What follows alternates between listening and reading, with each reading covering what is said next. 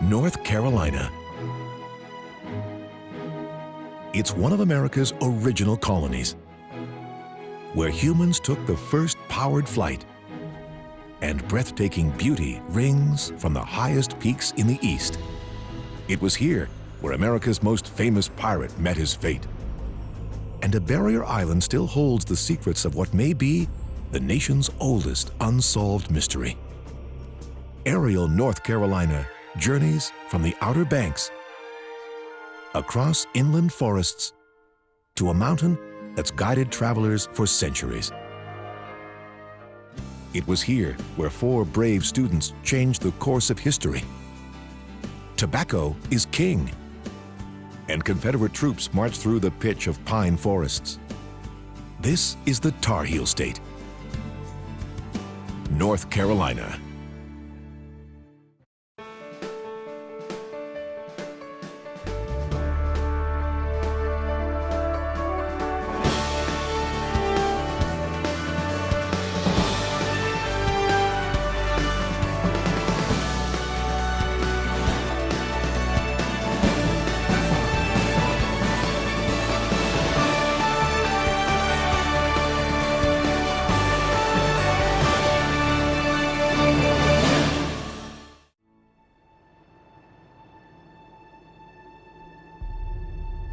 Roanoke Island. It's the site of one of the greatest mysteries of the colonial era, North Carolina's lost colony. Native Americans inhabited this island as far back as 10,000 years ago. The first European to set foot here was Italian explorer Giovanni da Verrazzano, who was sent by France to chart America's Atlantic coastline in 1524. But it was England who first tried to establish a colony on this wild island. With Queen Elizabeth's blessing, Sir Walter Raleigh sent a party in 1584 to scout the Carolina coast for potential sites. When they saw Roanoke Island, they thought they'd found the perfect place. The weather was mild and the rich soil abundant. So the following year, just over 100 men, scientists, painters, and explorers landed here, eager to establish England's first foothold in America. This ship is a replica of the Elizabeth, one of the 7 merchant vessels that delivered this band of hopeful settlers. Its passengers thought it would be a one-way trip, but things didn't go as planned. The men quickly ran out of supplies, clashed with Native Americans, and fled back to England just 1 year later.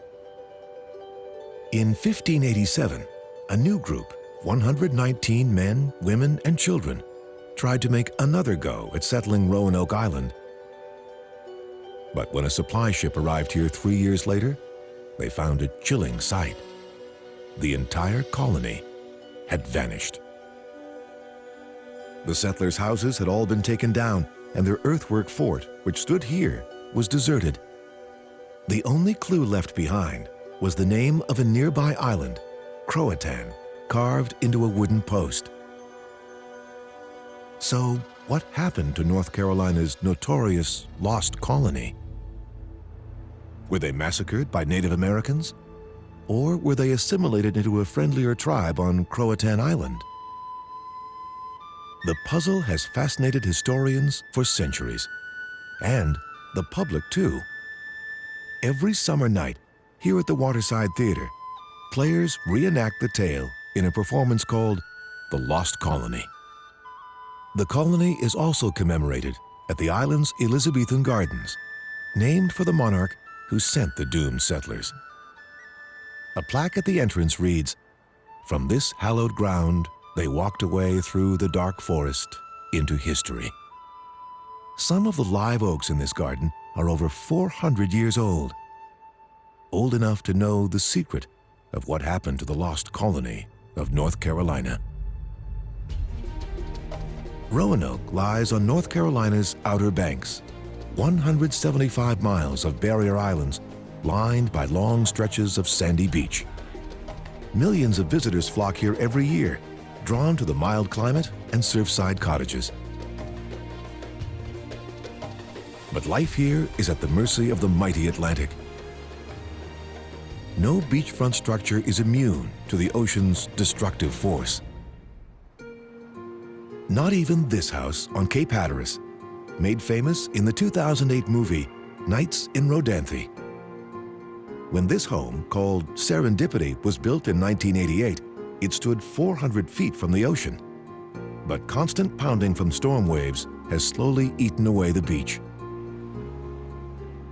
The final blow came in November of 2009, when a powerful nor'easter nearly swallowed the house whole. The property was condemned and slated for demolition. At the 11th hour, a couple stepped in to save Serendipity and are in the process of restoring it to its Hollywood glory. Nature's fury will continue to rage, but that won't keep tourists away. So the federal government has created the 30,000-acre Cape Hatteras National Seashore to help keep these beaches wild. The 75-mile stretch of coast is off limits to developers and remains home to a rich diversity of wildlife.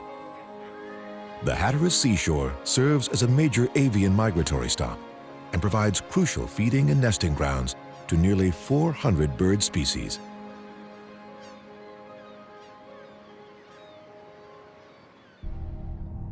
At the southern tip of the National Seashore is a place with an ominous past.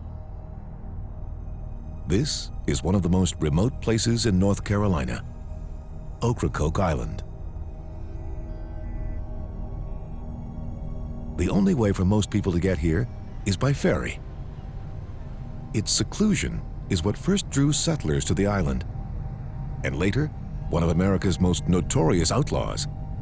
His name was Edward Teach, better known as the pirate Blackbeard. Patrolling these waters on his ship, the Adventure, Blackbeard plundered the merchant vessels that passed through the Ocracoke Inlet, one of the busiest shipping waterways of the 18th century. And it was here, in 1718, where he met his fate, when a Royal Navy captain lured Blackbeard into an ambush, cut off his head, and dumped his body into the Sound. Legend has it, Blackbeard's ghost still roams Ocracoke Island, searching for his long-lost head.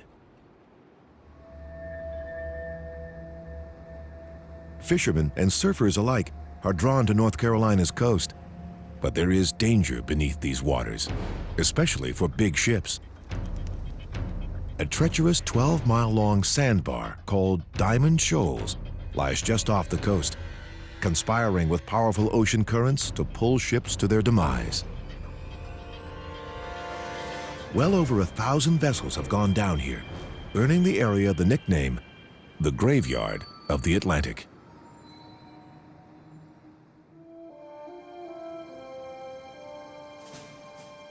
The Cape Hatteras Lighthouse has kept watch over these perilous waters since 1870. It took 100 laborers and nearly 1.25 million bricks to complete. Standing 210 feet, it's the tallest brick lighthouse in North America. Lighthouse keepers were originally housed in the frame buildings nearby. From the top of the tower, they'd carefully stand watch over the lamp all through the night. That is until 1934, when the light went electric. On a clear night, the beacon can be seen by sailors 20 nautical miles out at sea. Today, this town north of Cape Hatteras is a humming surfside community. At the turn of the 20th century, Kitty Hawk wasn't much more than just a place to go fishing. But two brothers saw its open space and soft dunes as the perfect spot to experiment with their flying machines. Wilbur and Orville Wright, who ran a bicycle shop in Ohio, spent their winters down here. In wooden shacks like these, they lived humbly and worked on a series of primitive gliders. In the winter of 1903, they were finally prepared to take to the air in an engine-powered craft. On December 14th, after a coin toss, Wilbur won the privilege of piloting their new Wright Flyer down this path. But instead of catching air, he oversteered the plane, which dove into the sand before it could take off. 3 days later, Orville was in the pilot's seat for his short but historic flight. For 12 incredible seconds, at this exact location, human flight went from fantasy to reality. The Wright's flyer traveled just 120 feet, but its impact was felt around the world. In the distance on Big Kill Devil Hill stands the 60-foot Wright Brothers Monument. Dedicated in 1932, it bears the inscription, "In commemoration of the conquest of the air by the brothers Orville and Wilbur Wright. Conceived by genius, achieved by dauntless resolution and unconquerable faith."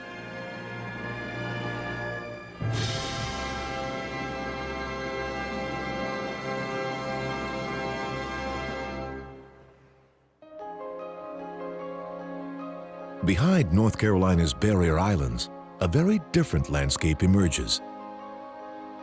This is Bullneck Swamp. It used to be logging territory when timber companies exploited its forest for Atlantic white cedar. Salvation came in 1996 when Carolina State University purchased the parcel for use as a wetlands research site. Today, the Bullneck Swamp Research Forest also serves as a refuge for animal species like coyotes, black bears, and white-tailed deer.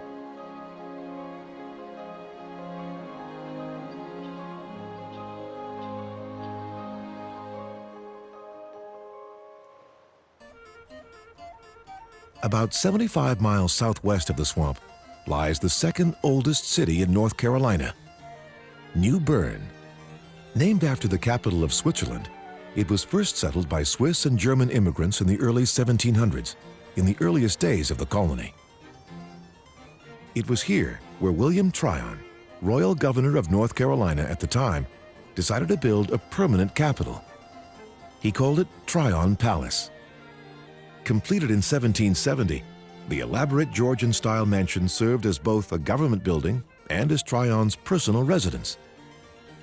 Though the colonists weren't too happy about paying higher taxes so their governor could live in opulence.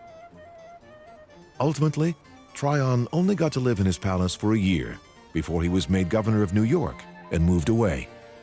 After the Revolution, the palace served for several years as the state capital of an independent North Carolina. And then, after the state capital had moved to Raleigh, the original palace went up in flames. This house is a replica built in the 1950s from the architect's original plans. New palace gardens were also designed. Covering more than 16 acres, they include 3 centuries of North Carolina plants.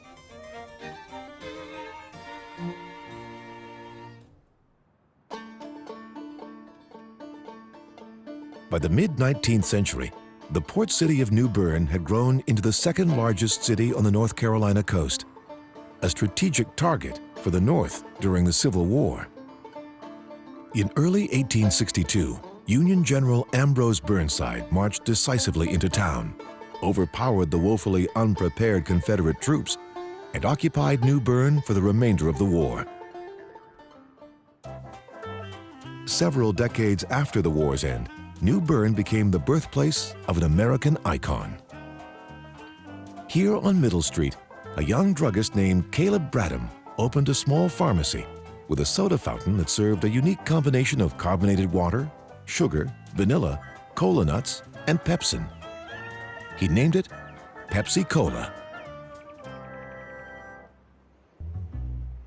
When North Carolina's statesmen decided to move the capital away from New Bern, they chose a spot very different from the bustling city on the coast. In 1792, the state legislature sent a committee on a mission to scout sites for a new capital. At the time, Raleigh, in the state's Piedmont region, was nothing but a lonely outpost. But State Senator Joel Lane had a 1,000-acre plantation for sale here, and he was a terrific salesman. He graciously took the committee members to a local tavern where they indulged in a popular libation called Cherry Bounce. Legend has it that they didn't realize until the next morning that they had agreed to buy Lane's land. The new capital was named after Sir Walter Raleigh, who'd sent the first colonists to North Carolina in the 16th century. The city itself was modeled after Philadelphia, which at the time was the capital of the United States. In the middle of the city, a splendid Greek Revival dome crowns a building more than 170 years old, the North Carolina State Capitol. Its great portico and massive columns were all carved from locally quarried granite. To get the giant slabs to the building site, engineers developed a special wooden track railway with mule-drawn cars. The first stone went into place in the summer of 1833, and the building was completed 7 years later. Inside these walls, in 1861, after a heated debate, state legislators made the most important decision of their careers, voting in favor of secession. The decision was met with great celebration. A 100-round artillery salute rang out over the Capitol grounds. But the festivities were short-lived. Just 4 years later, the Union Army stormed into town, defeated the Confederates, and occupied Raleigh. The Southern capital was never the same again.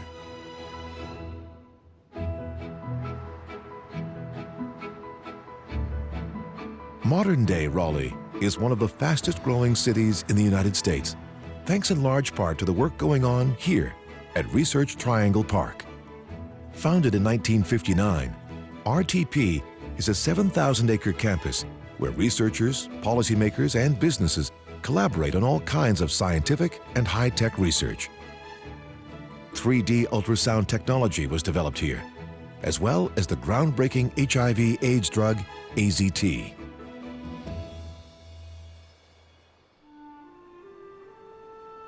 Modern architecture may sprawl through Raleigh's high-tech hubs, but neighborhoods like historic Oakwood, with its well-preserved Victorian buildings, seem to be straight from the 19th century. It wasn't that long ago that this neighborhood was in disrepair. After World War II, middle-class families began fleeing the city for the suburbs, abandoning their once fashionable homes.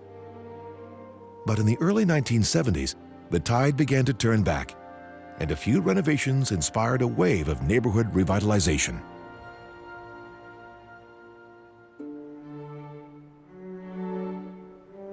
Locals call the area between Raleigh, Durham, and Chapel Hill the Triangle.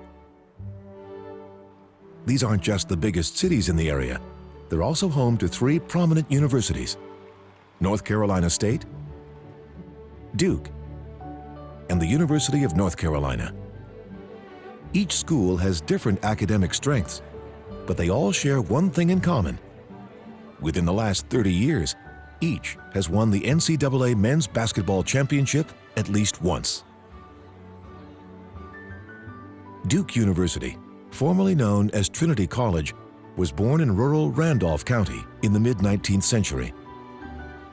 Then, in 1892, a wealthy tobacco farmer named Washington Duke offered up $85,000 to have the college moved here to Durham. He considered this city an emblem of the progressive New South and a much more fitting place for the growing school. In the 1920s, Duke's son James continued in his father's footsteps, providing the $19 million that Trinity College needed to expand into a university. The school was renamed Duke University. When designs were being drawn up for the new campus, James Duke chose the highest ridge for the Duke University Chapel. It was the first building planned, but the last one finished in 1935. Topped by a 210-foot-high tower, the chapel has 77 stained glass windows, 3 pipe organs, and seating for more than 1,500 people. Today, the seed that Washington Duke planted has grown into one of the country's leading universities, with over 200 buildings spread across a thickly forested 8,000-acre campus.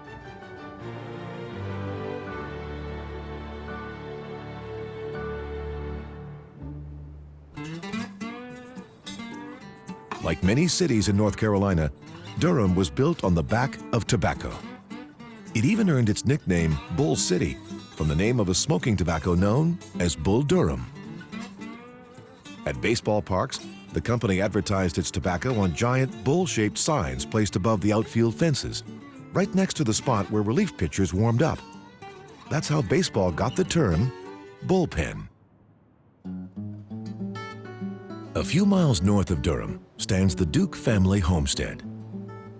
It was here, in this ramshackle barn, that young Washington Duke first started a tobacco business that would one day grow into the American Tobacco Company, once the largest tobacco company in the world. Tobacco has long been a part of North Carolina's economic history. In the 1700s, bundles of it were used as currency. Today, it remains the state's #1 export crop. But it wasn't always North Carolina's top commodity. Beginning in the 1800s, cotton was king, and it reigned for nearly 100 years. But by the 1920s, the tiny cotton-eating boll weevil beetle that had been plaguing the South finally arrived in North Carolina and devoured the state's cotton industry.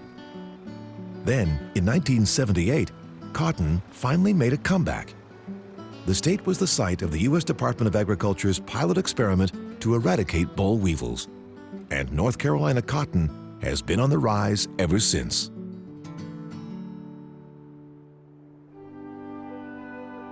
Chapel Hill is the third point on the North Carolina Triangle and home to the University of North Carolina at Chapel Hill, the first public university in the country. When it opened its doors in 1795, there were only 2 professors and 41 students. Total enrollment today is nearly 30,000. Campus lore says that students who drink from this well on the first day of class will enjoy straight A's and good fortune for the rest of the year. A century ago, it served a more utilitarian purpose as the sole source of drinking water for the school dorms. During the Civil War, the University of North Carolina kept its doors open, calling on wounded warriors to teach its classes. Silent Sam stands as a monument to those students who joined the Confederate Army and as a memorial to those 321 alumni who paid the ultimate price. He's said to be silent because, even though he has a rifle, he's carrying no ammunition. Nearby, rising 172 feet, the Moorhead-Patterson Bell Tower chimes every hour, a helpful reminder for any absent-minded professor who may have forgotten to watch.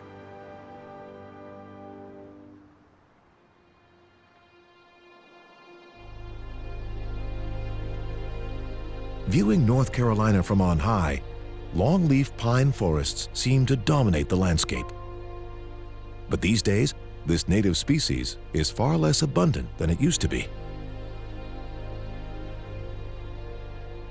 Today, a major conservation effort is underway to restore North Carolina's pines. These trees don't just make for a pretty view. Their natural strength and drought resistance could help bolster this landscape in the face of global climate change. Set amongst these trees is another emblematic North Carolina landscape, only this one was created by people. Golf may have been born in Scotland, but North Carolinians have adopted it as their own. There are 43 courses here in Moore County alone. The first of these was Pinehurst Resort. It was the brainchild of Boston-born soda fountain magnate James Walker Tufts. Back in 1895, he purchased nearly 6,000 acres of this land for a little over $1 an acre.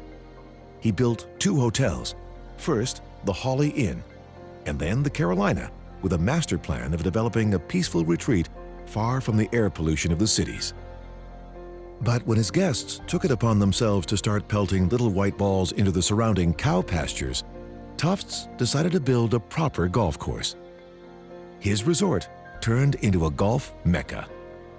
Pinehurst has hosted golf's most legendary icons, from Ben Hogan to Payne Stewart to Tiger Woods. But Woods would not always have been welcome here. After the Civil War, the American South enacted Jim Crow laws. which mandated that blacks and whites be separated in almost all facets of public life. At the time, the seats at this Woolworth's lunch counter in Greensboro were for whites only. Blacks could eat here, but only standing up. That is until 4 black students decided to challenge the rules. David Richmond, Franklin McCain, Ezell Blair Jr., and Joseph McNeil were from the nearby North Carolina Agricultural and Technical University, one of several historically black colleges in the state. On February 1st, 1960, they sat down at the Woolworth's lunch counter and asked for a cup of coffee. They were refused service, but returned day after day with the same request, and each time with more and more supporters sitting by their side. The movement exploded. Within just a few months, it had spread to 54 cities nationwide. Woolworth's finally bowed to the pressure in July of 1960 and decided to desegregate its lunch counters. The dream of the Greensboro Four had become a reality for a nation. A portion of the original lunch counter is on exhibit at the Smithsonian's National Museum of American History.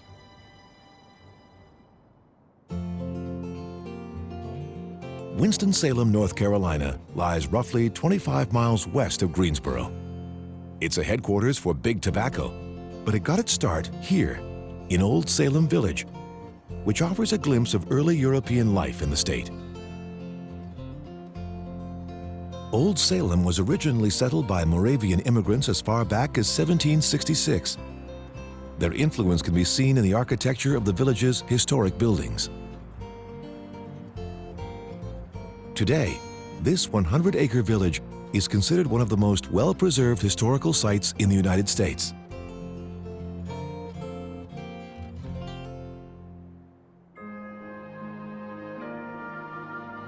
"20 miles northwest of Winston-Salem, the remnants of the ancient Soar Mountains still reach for the sky. At their heart, Pilot Mountain.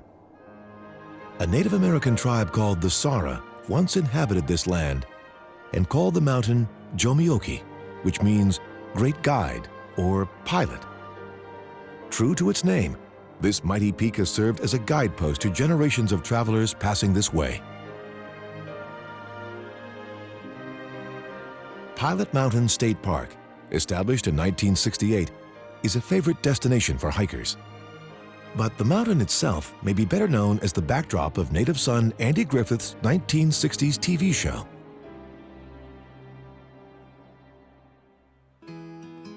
In the shadow of Pilot Mountain sits the town of Mount Airy, North Carolina, the inspiration for the fictional town of Mayberry on the Andy Griffith Show. Griffith lived here through the 1940s, when Mount Airy was home to a thriving economy built on granite quarrying, tobacco farming, and furniture making. By the 1980s, the factories had fallen quiet and the mills had closed. Desperate to keep their town alive, locals turned to tourism as a source of income. And of course, they began playing up their connection to the fictional world of Mayberry. Certain places mentioned in the show still exist in town, like the Snappy Lunch restaurant. Andy Griffith long denied any connection between Mount Airy and Mayberry.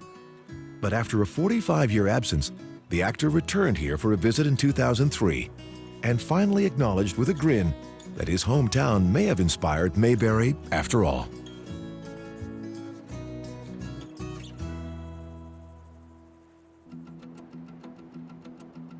Leaving the state's towns and cities behind is the Blue Ridge Parkway.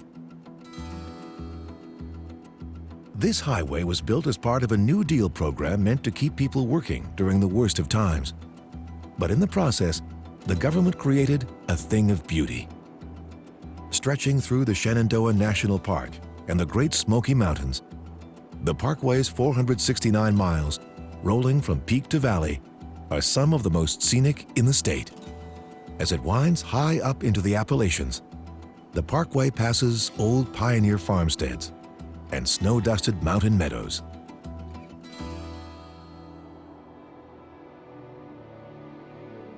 North Carolina's Black Mountains claim the tallest peaks east of the Mississippi River.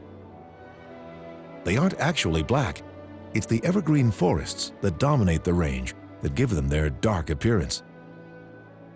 The identity of North Carolina's highest peak was once the source of great debate. Standing more than 6,000 feet tall, Mount Mitchell is named for the man who settled that question once and for all. In the early 1800s, Grandfather Mountain was said to be the highest peak in the region, but Dr. Elijah Mitchell, a professor at UNC Chapel Hill, disagreed. After an elaborate series of calculations using barometric pressure readings, he declared this peak, not Grandfather, to be the tallest. But his claim was disputed by a U.S. senator, so Mitchell took to the mountain again for more measurements. This expedition was his last. Along the way, he slipped and fell into a waterfall, was knocked unconscious, and drowned. He was later buried on the peak, and the mountain was named Mount Mitchell in his honor. Mitchell was ultimately right. This is the highest peak in the eastern United States. A few miles away lies Burnett Reservoir, a lake dammed in 1954 to provide the people of nearby Asheville with drinking water. Nestled in the Blue Ridge Mountains, Asheville has become a popular resort town, an artist's colony. But in earlier days, it was Asheville's cool summers and fresh mountain air that drew the crowds. They were said to be the perfect treatment for tuberculosis. Author F. Scott Fitzgerald bought into the claims of the mountain's restorative powers. A known hypochondriac, Fitzgerald came to Asheville's Grove Park in 1935 with the hopes of curing his self-diagnosed case of tuberculosis. But Fitzgerald spent less time taking in the mountain air than he did indulging in local booze and women. He continued his gallivanting even after his wife Zelda had been admitted to Asheville's Highland Mental Hospital. But during his stay at Grove Park, Fitzgerald seemed to be coming undone. After firing a revolver in his room in a half-hearted suicide attempt, he had to be accompanied by a private nurse whenever he was on the property. Fitzgerald moved back to Hollywood, but poor Zelda died here in Asheville after a fire broke out at the mental hospital. The Grove Park Inn is still operating to this day and proudly displays photographs of Fitzgerald alongside those of its many other famous guests.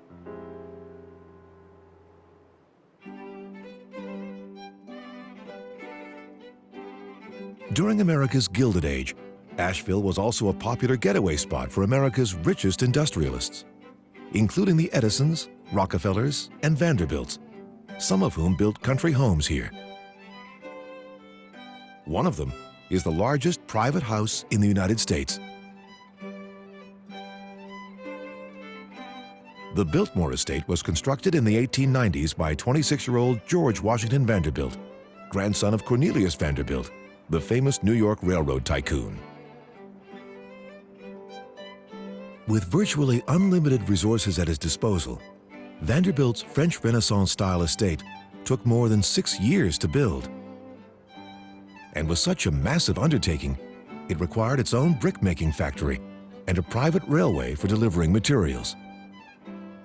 The finished 250-room mansion has 34 bedrooms and 43 bathrooms.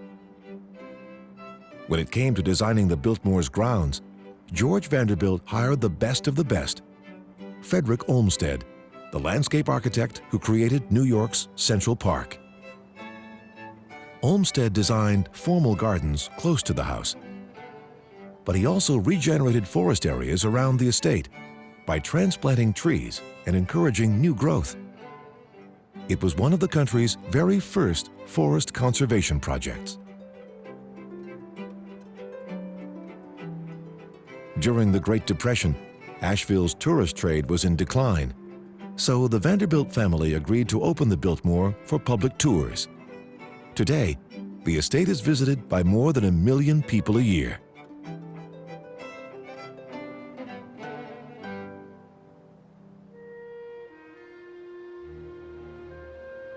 While the Biltmore was under construction, George Vanderbilt began acquiring acreage around the property to use as a private hunting retreat.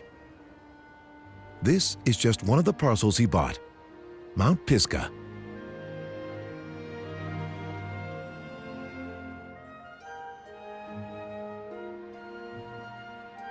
Logging here had cut wide gashes into the landscape. But Vanderbilt hired foresters to manage the land and bring this forest back to life. One of these, German-born Carl Schenk, went on to establish the Biltmore Forest School, the first of its kind in the United States.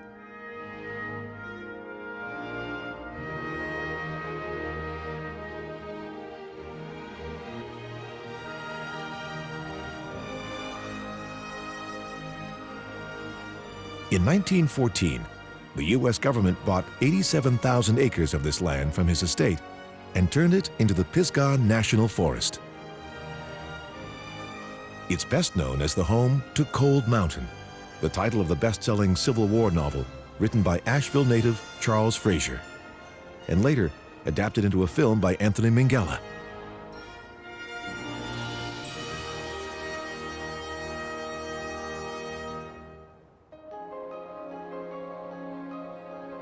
Straddling the North Carolina-Tennessee border is the Great Smoky Mountains National Park, the most visited national park in America. These great giants were formed some 200 to 300 million years ago. They are at least 3 times older than the Rockies. The Cherokee, who once made their home here, called this mountain range the place of blue smoke because of the haze that regularly envelops the mountaintops. Lumber companies rolled in at the beginning of the 20th century and nearly destroyed these forests for good, chopping down 2/3 of the trees in just 20 years. Thanks to widespread protests against clearcutting, Congress turned this land into a national park in 1934. Since then, the Smoky Mountain forests have rebounded well and now support nearly 400 animal species.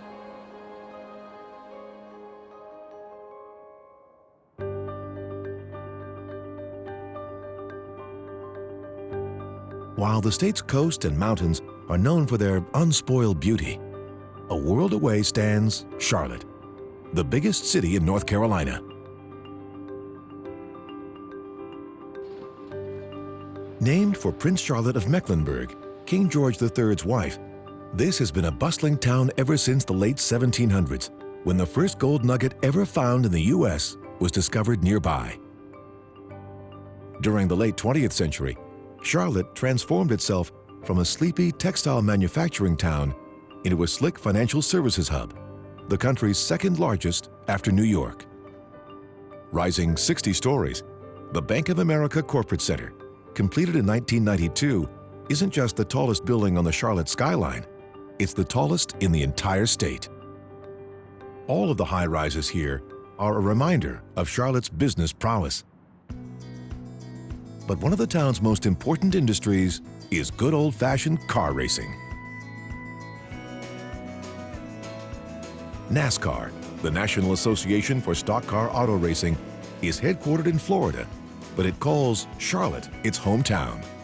3/4 of its employees are based in or around the city. Today, NASCAR is America's fastest-growing sport, second only to the NFL when it comes to TV viewers. And fans come here, to the Charlotte Motor Speedway, just north of the city. Built in 1959, the Speedway has emerged as a leading NASCAR racetrack. 9 out of 10 NASCAR teams are based close by, thrilling sellout crowds with their exhilarating speed.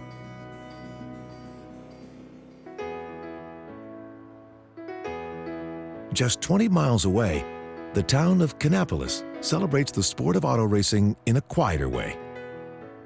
This is the hometown of legendary driver Dale Earnhardt, and it was here that he first developed the aggressive driving techniques that later earned him the nickname the Intimidator.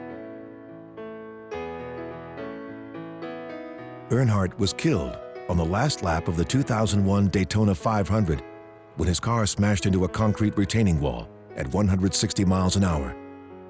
In his memory, Kannapolis renamed its major thoroughfare Dale Earnhardt Boulevard and erected a 9-foot-tall bronze statue in his honor. There are 7 steps descending into the racetrack-shaped plaza, each representing one of the 7 championships Earnhardt won over his brilliant career.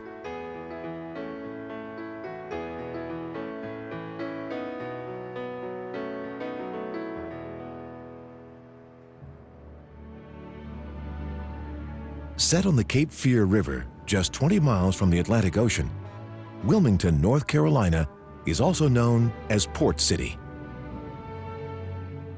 During the Civil War, Wilmington played a critical role for the Confederate Army. Fort Fisher, nicknamed the Gibraltar of the Confederacy, guarded over the port, which was part of a key supply route to Confederate troops stationed inland. On January 15, 1865, Union troops attacked from the sea and defeated the fort.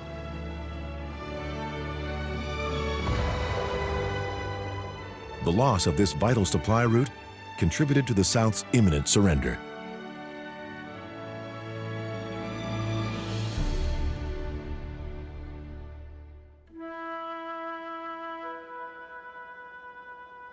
Moored just across the river from downtown is the USS North Carolina. When this ship was first launched from the New York Navy Yard in Brooklyn in 1940, she was considered one of the greatest weapons in the Navy's arsenal. The first of 10 high-speed battleships built for World War II, her main job was to protect aircraft carriers from enemy attack. It took more than 2,000 sailors to operate the ship. The USS North Carolina served nobly during the war, sailing over 300,000 miles and seeing action in every major Pacific battle, including Iwo Jima and Guadalcanal. On 6 occasions, the Japanese claimed to have sunk this ship, but she skirted disaster every time, though she did survive plenty of near misses, including a collision with a Japanese torpedo in 1942. All told, she only lost 10 men during the entire war. The USS North Carolina was decommissioned in June 1947 and scheduled to be turned into scrap metal. But the people of North Carolina wouldn't hear of it. Thanks to a statewide campaign, the ship was saved and brought to its new home here in Wilmington in 1961. But there's much more to Wilmington than its military history. It's also known for its picturesque coast. This stretch of sand, called Holden Beach, looks much as it has for the last 50 years. Offshore, shrimp boats head home with the day's catch. It's no wonder this coast has drawn the attention of Hollywood's cameras. Movie watchers might recognize this very beach in the background of a film or TV show. More than 400 motion pictures and television shows have been produced in Wilmington, including Blue Velvet, Forrest Gump, and the Hudsucker Proxy. Movie producer Frank Capra Jr. was so smitten with this area of North Carolina, he talked his friend, the late Italian filmmaker Dino De Laurentiis, into building a studio here.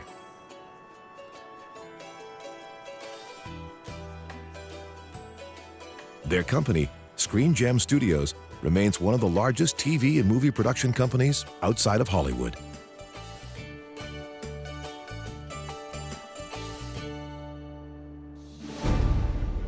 From its sunlit outer banks, where pirates once reigned,